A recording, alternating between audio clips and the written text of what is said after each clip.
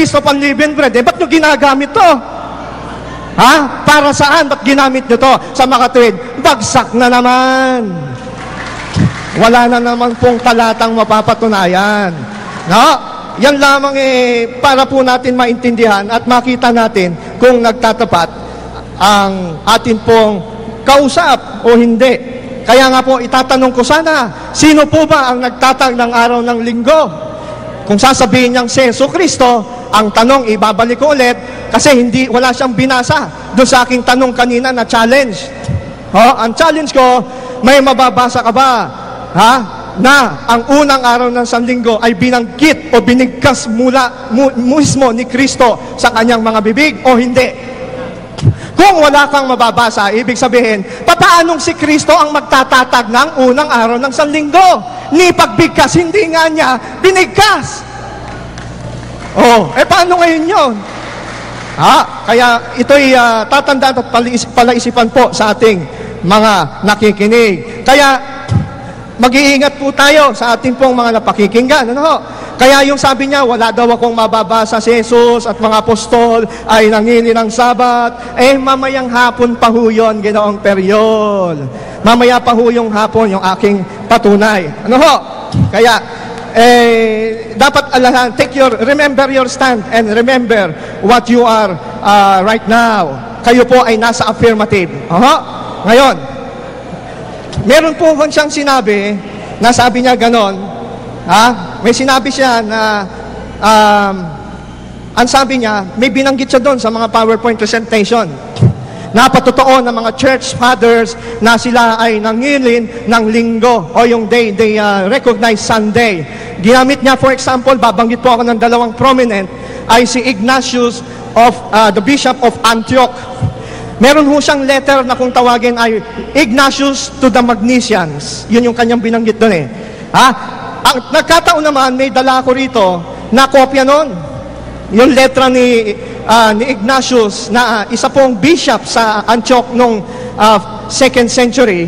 Ang sabi ho niya ay, gaya nung inyong binasa doon, ay ganito: no longer observing the Sabbath, but living in the observance of the Lord's Day. Sabi niya.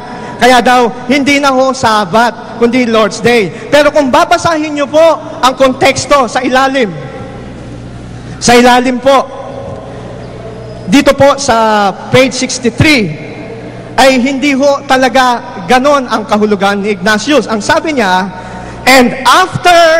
pansinin niyo, and after the observance of the Sabbath, let every friend of Christ keep the Lord's Day as a festival. So, kailan mo daw ikikip yung Lord's Day as festival? After the observance of Sabbath. So, ibig sabihin, naniniwala itong si Ignatius na may pangingiling pa ring Sabat.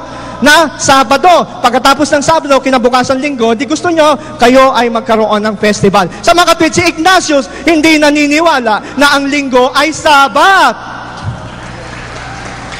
Dahil pinaghihiwalay niya ang Sabat sa linggo. Kaya hindi pa rin ho napatunayan ni Ginoong Periol na ang linggo ay Sabat. Yan, ang matindi po dyan. Kamusta naman kay Justin Martyr? Si Justin Martyr po ay isang Christian apologist noong taong AD 150. At pinakita nga nila dyan na binanggit mismo sa mga translation ng kanyang sulat na Sunday.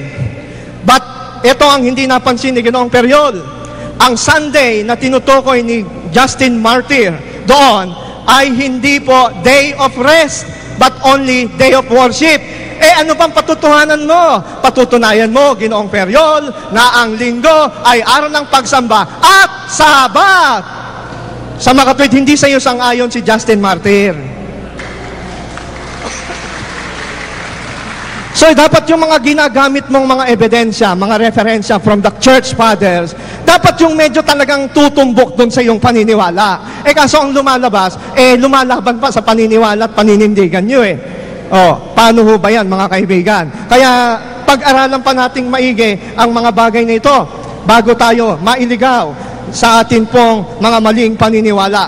Bakit ho ako naniniwala, mga kapatid at mga kaibigan, na talagang wala ito sa Biblia at talagang hindi ho ito inutos Wala ho kayong mababasa si Kristo na iniutos ang araw ng linggo as Sabat. Yan po i-challenge ko kay Ginoong Ferrol mula kanina. Tumayo siyang pangalawa, wala naman siyang ginawa, kundi magbatikos sa paniniwala ng Sabatista. Sa bagay, meron ka pang pangatlong tayo mamaya at mamayang hapon, hintayin natin na iniutos ni Kristo ang pangingilin ng unang araw ng sanlinggo. Maliwanag ho yan. Yung argumento ko kanina, may mababasa ka ba na binanggit man lamang ni Kristo sa kanyang bibig nung siya'y nangangaral ang unang araw ng sanlinggo? Ay wala po talagang mababasa. So kung wala man lang lumabas sa bibig na nakasulat sa Biblia na binanggit ni Kristo ang unang araw ng sanlinggo, paano pa kaya niyang sasabihin na ito'y inutos ni Kristo? Wala nang lumabas sa bibig niyang unang araw ng sanlinggo. Paano yun? Kaya ito po ay isang paglilinaw. Ako po ay naniniwala, gaya ng sinabi ko sa inyo kanina, na ang Iglesia Katolika Apostolika Romana sa pamamagitan po ng kapapahan o yung tinatawag nating papal system, hindi ko ho binabatikos ang mga Katoliko as individual person. Hindi ho. Ang ginagamit ko pong referensya ay para po patunayan lang ang claim ng Iglesia Katolika sa pamamagitan po ng kanyang kapapahan na sila po ang dahilan kung bakit ang Sabado ay inilipat nila sa Linggo. Alam niyo ko ba mga kababayan ang dahilan? Yan po ay naihula na sa Biblia. Matagal ng panahon. Ang pagtabago ng kautusan na yan at paglilipat, ito po ay mababasa natin sa Aklat ni Daniel. Sa Aklat ni Daniel sa 7:25, ito po ay hula nitong propetang si Daniel na sa ika-4 na hayop o halimaw na lilitaw. Ayon sa konteksto ng talata, na siyang pinaka-4 na hayop, yung una ay Babylonia, susunod Medo-Persia, pangatlo ay Greece, yung ika-4 ay walang iba kahit ang kasaysayan ay nagpapatotoo na ito po ay tumutukoy sa imperyo ng Roma. Kaya po itong babasahin ko sa 7:25, ito po ay karugtong ng Roma, na merong lilitaw doon sa Roma na isang kapangyarihan na magbabago ng kautusan. Daniel 7:25, ito ang sinasabi, at siya magbapadya ng mga salita laban sa kataas-taasan at lilipulin niya ang mga banal ng kataas-taasan at kanyang iisiping baguhin ang panahon at ang kautusan. Ano daw ang gagawin itong kapangyarihang ito? Kanya daw pong isiping baguhin ang panahon at kautusan. Meron pa po ba tayong patotoo sa kasaysayan na ito po ay natupad? Meron po. Ito po ay babasahin ko sa inyo mula po sa mga katiwa-tiwalang mga historiador ng kasaysayan, na dito po ay pinatutunayan nila na talagang ito'y natupad sa kapapahan. Huwag naman po masasaktan yung ating mga kapatid na Katoliko sapagkat tayo po ay bumabasa lamang ng patotoo mula sa kasaysayan. Ito po ang ating mababasa dito po sa isang exposition of Daniel the Prophet noong 1545. Ito po ay publication noong 1545 na i-translate ni George Joy. Sa page 19, sabi niya, Daniel 7:25, ayon sa komentary ni Philip Melanchthon. Si Philip Melanchthon, isa po siya sa mga masugid na tagasunod ng salita ng Diyos noong panahon ng mga reformers. Sabing ganito, he, the papal little horn, changes the times and the laws that any of the 6 work days commanded of God will make them unholy. And idle days when he lies, or of their own holidays, abolish, make work days again. So when they change, use Saturday into Sunday. So itong isang reformador na si Philip Melanchthon, naniniwala siya na ang Daniel 7:25 ay natupad noong 16th century sa kapapahan. Pagpapalit ng araw ng Sabado patungo sa Linggo. Ayon naman kay Dr. Albert Barnes, isa siyang kilalang Presbyterian authority or commentator, ang sabi niya, the word rendered think means more properly to hope. The state of mind he referred to would be that of one who would desire to produce changes in regard to the times and laws referred to, and who would hope that he would able to effect it. The word times, o yung mga panahon daw, would refer to the properly to some stated or designated time as times appointed for festivals. Therefore, referred to in this place would be that which would pertain to the laws and institution of religion. It would be a claim of right to abolish such existed and to institute a new one. Sa mga tuwid, pinatutunayan ng ating binasa po ng Daniel 7:25 na mayroong isang kapangyarihan na nanggagaling sa Roma. At ang kapapahan, alam po natin, galing po sa Roma. At sila daw po ay babaguhin nila ang kautusan at panahon. Ano ba sa kasaysayan ang nabago sa kautusan ng Diyos?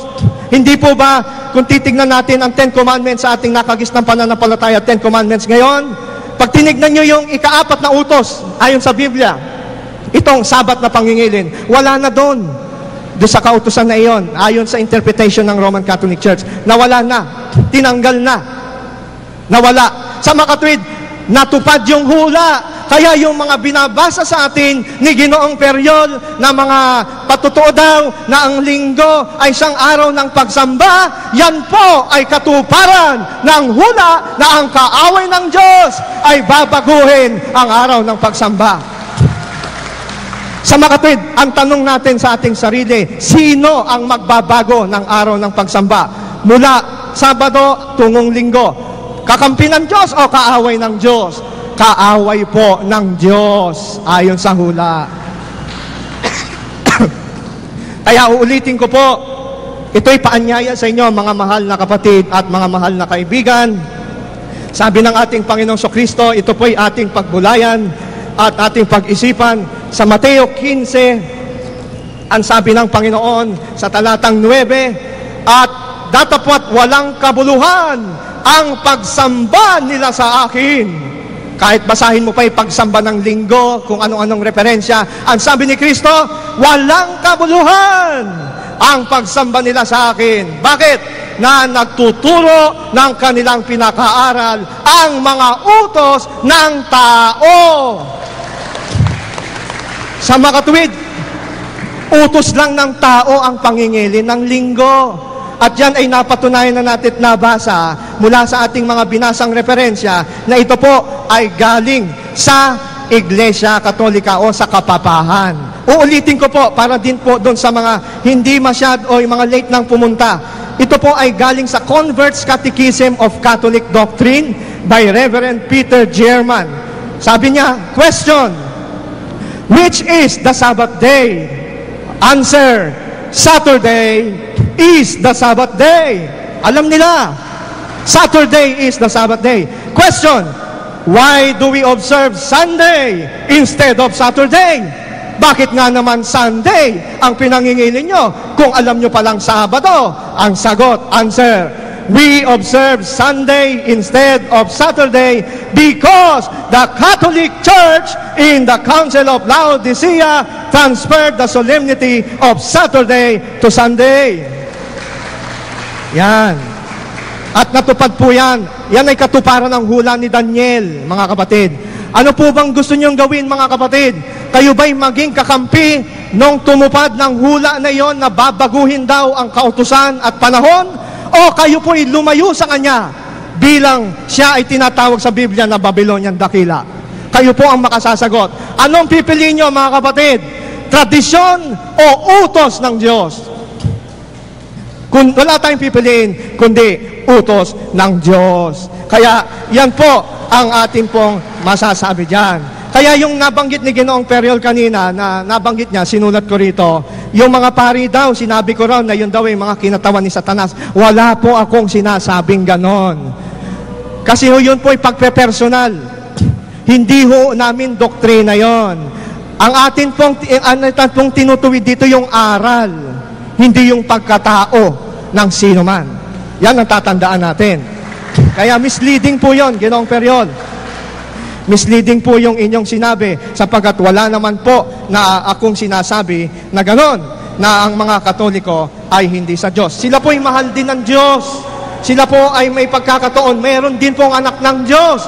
sa alinmang iglesia. At ngayon, tinatawag nila kayo sa mga ganitong pagtitipon. Yan. Huwag lang natin pagmamatigasin ang ating mga puso. Time na po ba? Maraming salamat po, Salamat po. Brother Roland. At paalala po ulit, pagkatanong, tsaka sasagutin. Huwag po kayong magsigawan. Huwag kayong magsabayan. At kami po mga nakikinig, hindi namin maintindihan yung ibang paliwanag. Mas pabor po kung hindi kayo magkasabayan, dahil yung po mga nakikinig na ating mga kapatid na Kristiyano, mas mamaliliwanagan nila bawat paliwanag ninyo. So, Pastor Art, simulan na po ninyo. 5 minuto. Wala na? Ako na?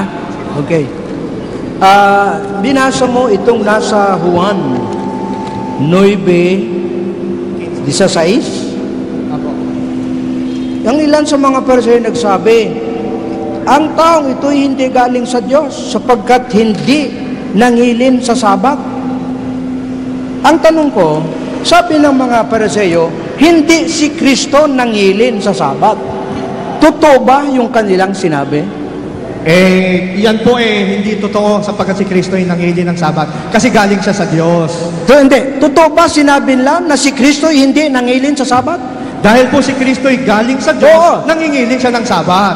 Nangilin ba siya? Kasi po ang galing sa Diyos... Basahin mo nga Ayan na po. siya'y nangilin. Basahin mo. Babasahin natin. Basahin mo na siya'y nangilin. Okay. Pagkasagot po, Pero yun, babasa tayo. Sapagkat itong binasa natin sa 9:16, no? Yung pangingili ng Sabat ay karugtong yan ng kanyang pagiging galing sa Diyos. Kung inyo pong gagamitin ng common sense, pag galing sa Diyos, nangingili ng Sabat. Ngayon, patutuon natin. Basahin mo yung talata. Ang daming salita mo eh. Naubos ang oras ko eh. Ay, babasahin na nga po natin. Relax lang po tayo. Babasahin natin. Mamaya Sabi- ka na magpaliwanag. Kaya nga po, Sagutin mo lang yun. Isaiah. Anong talata? Sa Isaiah 56:2. Saan yan? Isaiah 56:2. 56:2. Ang sabi po, mapalad ang taong gumagawa nito at ang anak ng tao na naghawak nito na nangingilin ng Sabat. Tanong, si Kristo ba yan? Si Kristo po, anak ng tao. Si Kristo ba ang tinutukoy yan?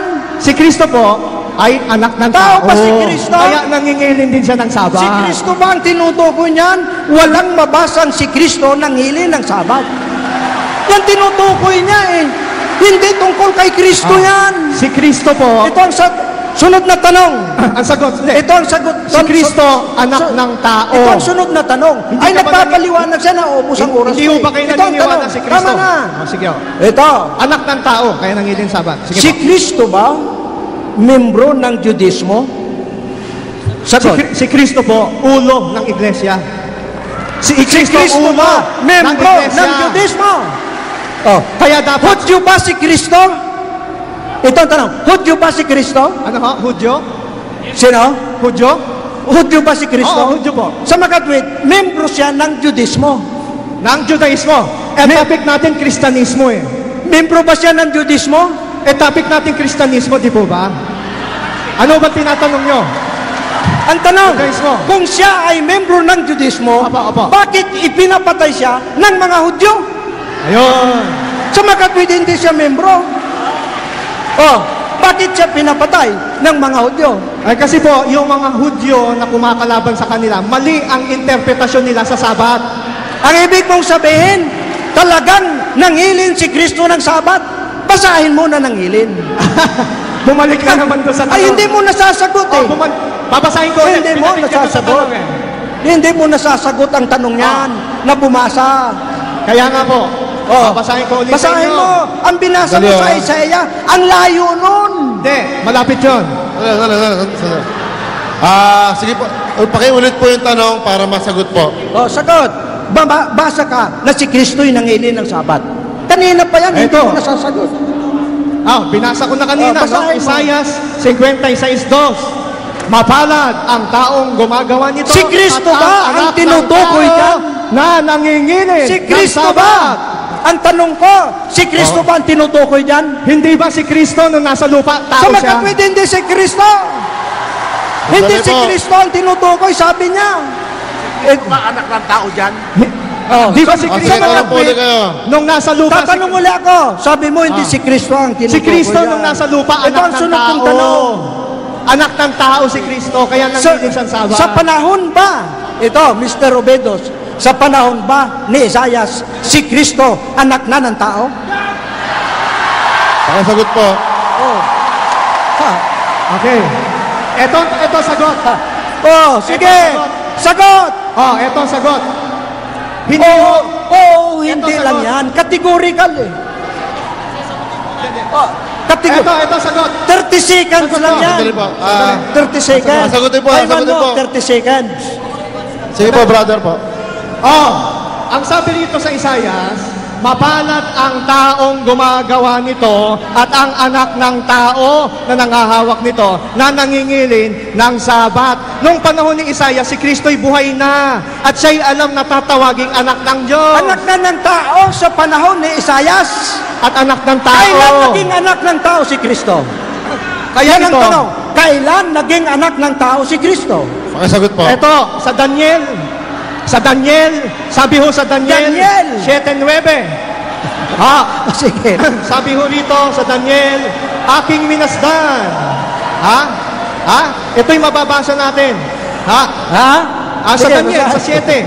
7, nakalagay doon na siya'y nakita ang anak ng tao. Ha? Ako'y nakakita sa pangitain sa gabi. Lumabas na kasama ng mga alabas. Okay. Ang isang gaya ng anak ng tao. Kailan ipinanganak si Kristo? Sa Ano? makatwid, Kailan ipinanganak si Kristo? sa makatwid, sa Old Testament, anak na siya ng tao. Ay. Pastor. Hindi ko naman mapagalitan yung dalawa kasi Oh, sige. may pastor, may brother. Ang hirap umawat. Pero, kung may oras po tayo ng konti, magbe-break po tayo at mamayang alauna po, babalik po tayo. Pero sa mga nagdedebate po, pwede po bang mag-usap tayo rito, sandali, ni brother? Kasi po may nakita kaming konting dapat na baguhin. Magsasalita pa ako. Gayon din po yung ating mga kasama. Magsasalita pa ako. Oh, ay... Bakit? Dalawa lang ba? Tatlo. Isa pa. Oh, break. Hindi. Oh, sige. Okay.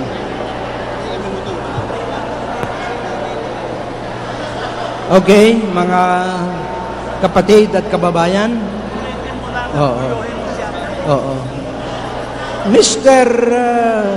Obedos, handa ka na ba na makinig sa akin?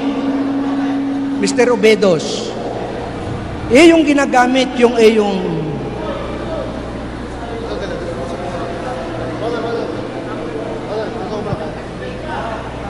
Hindi, may isa pang tayo eh. May isa pang 30 minutes.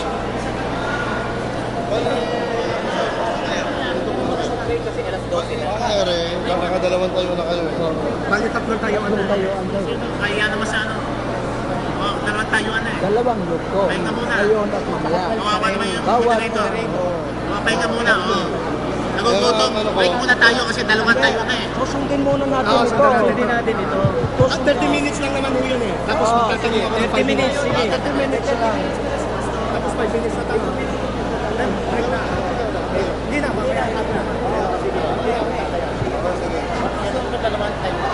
Tapos iwasan po natin yung mga personal. Okay. So, huling tayo po ni Pastora Art, 30 minuto, tapos tatanungin ng 5 minuto. So, yun po yung base po sa kanilang nilagdaan, nakasunduan. Okay. Inaalala ko lang po kasi yung ating mga audience eh. Baka merong may ulcer dyan, pwede kayong mag-biskwit. So, Pastor Art, simulan niyo na po. Thank you. Mr. Obedos, ginamit mo ng kanina yung iyong translation. Pwede bang makita yung iyong translation? O yung iyong ginamit?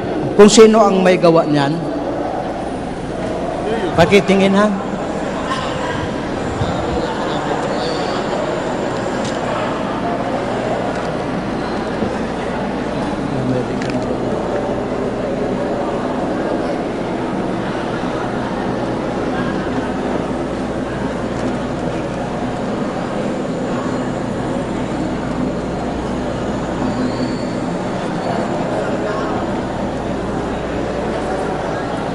Mr. Obedos, sabi po kanina, itong aking mga translation biased. Hindi ka sasagot. Mamaya ka na sumagot. Biased ang translation. Pero pag ikaw ang gumamit na iisang translation, hindi biased. Bias sa iyo, bias ang translation, paglaban sa iyo. Pagkakampi mo ang translation, hindi bias. Ayan na may isang translation. Ang ipinakita kong translation, 3. Laban sa isa. Pero sa kanya, itong 3 raw bias. At yung kanila, ang hindi bias. Dahil sa kakampi niya. Yan. So, hanggang sa ngayon, walang nabasa si Mr. Obedos na si Kristo ay nangilin ng Sabat. Wala rin siyang nabasa na si Apostol Pablo nangilin ng Sabado na Sabat. Pero nabasa ko na ang mga apostol kasama ng mga Kristiyano sa unang araw ng pagsamba ay Linggo. At ipinakita pa sa kasaysayan na sila nga ang pagsamba ay araw ng Linggo. Ngayon, itong mga binabasa, Sir, pwede mo makiupo lang po. Sige po. Gusto po natin wala na siyang tayo karapatang magsalita rito. Paki-stop po yung oras. Pakialis yan. Paki-stop po yung oras. Pakialis. Naistorbo ako eh. Pinakikialman yung aming cameraman. Wala namang ginagawa yan eh. Pwede ho namin paalisin yung audience na hindi ho kumbaga ho nanggugulo. Doon ka Kung sa- pwede hong paalisin dito, kaya ho gusto ho natin ang kaayusan. Okay, Pag umulit ho kayo, paalisin po namin kayo dito. Umupo lang po tayo. Okay. Sige po, Pastor. Sa Time start. makatwid, nananatili na ang paksa ay nakatayo. Bakit? Ang Kristyanismo, ang Kristiyano, sumamba ng araw ng Linggo. Siya, walang mabasa na hindi sumamba. Na si Kristo ay sumamba ng Sabado o si Pablo ay sumamba ng Sabado. Wala siyang mabasa. Pero may mababasa sa Bible. Ito ang hanggang ngayon, hindi niya nabubuwag. Hindi niya nabubuwag. So, nananatiling ang araw ng pagsamba ng Kristiyano ay Linggo. Yung mga binasa niya na mga referensya, sulat nila yan. Wala naman siyang binasang referensya. Mga sulat nila yan, siyempre puro kakampi yan. Sila ang may gawa niyan. Sa katunayan, iyang sinasabi niya na nagbago ng utos ay nasa kanilang libro, The Great Controversy. At ang sabi mga minamahal, itong ginawa raw ng Papa ay tanda na siya ang hayop o ang Antikristo. Kaya ang paniwala ng mga Sabadista, ang Papa at Kaparian ay mga alagad ng Antikristo.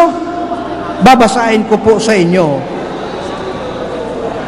Sunday keeping on the part of Protestant churches is an enforcement of the worship of papacy of the beast. Pagsamba ng hayop.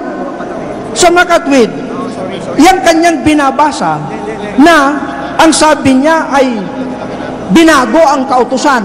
Diyan ang nagbago raw ay ang Papa, at ang Papa ay lumalabas na kinatawan ni Satanas. Ang Papa ay kinatawan ni Satanas. Ito ba'y turo nila? Ito po, the great controversy. Ano po ang sabi? Ang sabi, the gigantic system of false religion is a masterpiece of Satan, a monument of his effort to set himself upon the throne to rule the earth according to his will. Ang sabi pa, to secure worldly gains and honors, the church was to seek the favor and support of the great men of earth. Having thus rejected, she was induced to yield allegiance to the representative of Satan, the Bishop of Rome. So sa mga Sabadista, ang Papa kinatawan ni Satanas. At kung ang Papa ay kinatawan ni Satanas, ang kaparian ay kinatawan ni Satanas. At ang mga membro, alagad ni Satanas. Ito po ang turo nila. Hindi po nila ito binabasa. Ang binabasa lang nila ay pawang para patunayan na ang Sabado ay binago ng Papa para maging linggo. Pero naipakita ko sa inyo na pagkatapos ng Pentecostes, nagkatipon sila sa unang araw ng isang linggo. At naipakita ko sa kasaysayan, church history, na mula ng 30 AD hanggang sa kay Constantine, 321 AD, ang pagsamba ay araw ng linggo. Ipinipilit nila na ito ay gawa ni Satanas sa pamamagitan ng Papa. Yan po ang turo nila. Pero bago dumating ang Papa, ang pagsamba ay araw na ng linggo. Sa makatwid, hindi ang Papa na Satanas ang nagbago, kundi ito po'y nabago sa patnubay ng Holy Spirit. Ang mga apostol, si Apostol Pablo, ay ginigiit nila na si Kristo raw ay Sabadista. Pero ang tanong, may talata ba na si Kristo ay nangilin ng Sabat? Ang kanyang binabasa ay yung sa Isayas, mapalad ang tao na nangingili ng Sabat. Si Kristo ba ang tinutukoy doon? Wala naman, walang kaugnayan kay Kristo yon. Sa makatwid, inililigaw niya ang tao sa paggamit ng mga talata na walang kaugnayan sa paksa. Sa makatwid, mga minamahal, nananatiling nakatayo ang paksa na ano? Ang pagsamba at Sabat ng Kristiyano ay araw ng linggo. Hindi niya nabubuwan yan. Yung sinasabi niyang binago ng Papa at ang Papa ang katuparan ng hula sa Daniel, siya ay yung maliit na sungay. Hula yon kay Antikristo. Sa makatwid, ang paniwala ng Sabadista, ang mga Katoliko ay sa demonyo. Ang mga pare sa demonyo. Si Pope Paul John II sa demonyo. Isipin mo yan, representative ni Satanas. Mga kapatid, ito ang turo nila. Sa makatwid, ang mga Katoliko rito sa demonyo, ayon sa turo ng Sabadista. Mga kapatid, kapag hindi Sabadista, sa demonyo. Yan ang nagiging konklusyon yan. Kaya si Kristo na hindi nangilin ng Sabat ay sa demonyo. Sa demonyo si Kristo dahil sa kanila ang tanda ng Diyos, the zeal of God is Sabbath keeping. Samantalang sa Bible, ang tatak ng Diyos ay ang banal na Espiritu. Yan ang malaking pagkakaiba. Ay, sino ang nagturo nito? Si Mrs. White. na sa panagini o pangitain ni Mrs. White, siya ay may pangitain. Parang siya ay na-trance. Nasa trance siya. Nakakita siya ng maliwanag. Nakita niya ang 10 utos. At doon sa 10 utos, may liwanag na nakatitik sa ika-4 na kautusan ng Sabat. Sa mga kapatid, panaginip lang, pangitain lang ito ni Mrs. White. Yung isang Sabadista, nagpatotoo, na nakita niya si Mrs. White na nag-trance ng 50 times. Saan nagmula? Saan nagmula itong pagtatrans ni Mrs. White na siyang nag-utos na ang Sabado, ang tatak ng Diyos? Mga kapatid, ito'y sanhi ng sakit ni Mrs. White. Si Mrs. White sa kanyang patotoo ay nagkasakit. Siya ay binato ng isang babae. Si Mrs. White, tinamaan sa mukha, sa may nguso. At siya ay, bunga nito, nagkaroon siya ng sakit na parang epileptic disease condition of the brain, nervous system, that her visions were hysterical trances. Ayan. Sino ang nagpatutuo niyan? Hindi naman tayo. Ito, Witnessing to the Cults by Alex Wilson and Christine Titley. Ngayon, kung ito hindi totoo, habulin nila ang author ng librong ito. At sapagkat ito ay on general circulation, binabasa natin. At ipinagpapalagay na ito ay totoo. Pinatutuhanan ito ni Mrs. White mismo, na siya ay nawalan nga ng malay. At ilang araw siya na walang malay. Pagkatapos noon, nakakakita na siya ng mga pangitain. At ang isa dyan, ang pangitain na ang Sabado may liwanag.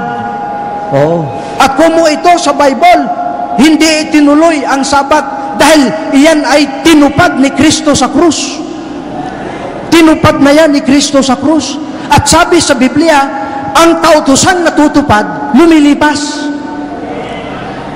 Ang kautosang natutupad, lumilipas. Yan po ang sabi sa Mateo 5, sa talata na 17, mga kapatid. Ang kautosang natutupad ay lumilipas, kaya ang Sabat ay pinalipas ni Kristo matapos na ito'y kanyang tuparin. Inyo pong pansinin. Ang sabi sa 17, huwag ninyong isiping ako'y naparito upang sirain ang kautusan. Ang mga propeta, ako'y naparito hindi upang sirain, kundi upang ganapin. Sapagkat katotohanan sinasabi ko sa inyo, hanggang sa mga wala ang langit at lupa, ang siyang tuldok o kudlit sa anumang paraay hindi mawawala sa kautusan hanggang sa maganap ang lahat ng mga bagay. Ang tanong, naganap ba ang utos sa Sabat? Naganap. Kaya nang maganap ni Kristo, inalis. Ito palang Sabat na utos, anino lang na ang katunayan si Kristo. Kaya nang dumating si Kristo, hindi na kailangan ang anino. Hanggang ngayon, ang sinusunod nila, ang anino. Talaga ba? Basahin po natin sa Kolosa na itong kautusan pala, lumilipas kapag natupad. Kapag natupad, ito'y ginanap ni Kristo, ang utos sa mga Sabat, sa mga kapistahan doon sa krus. Basahin po natin sa Kolosa 2:14 hanggang 17. Ito po ang sabi, na ito raw po ay kanyang ipinako sa krus at inalis.